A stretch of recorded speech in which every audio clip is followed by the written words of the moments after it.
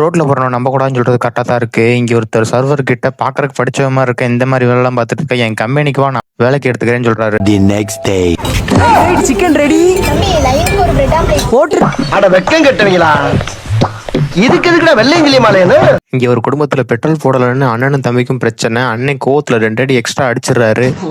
என்ன அசையாத மரம் ஒன்று உயிந்த சுடுகாட்டு சொல்லியாச்சா? பாட ரெடியா?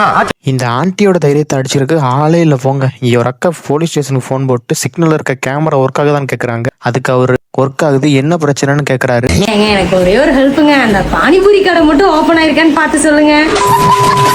பைத்தியமாயவே ரொம்ப நேரம் நல்லா பேசிக்கிட்டாரையா. இங்க ஒரு அக்கா ஹஸ்பண்ட் கிட்ட போன ஜென்மத்துல ஏதோ புண்ணியம் பண்ணிருக்கு, அதுக்கு தான் நான் உனக்கு கிடைச்சிருக்கேன்னு சொல்றாங்க. அதுக்கு இப்ப புண்ணியெல்லாம் எதுவும் செய்யல, கோயிலுக்கு போய் நல்ல பொண்ணு கிடைக்கணும் 2 ரூபா காணிக்க போட்டேன்னு சொல்றாரு.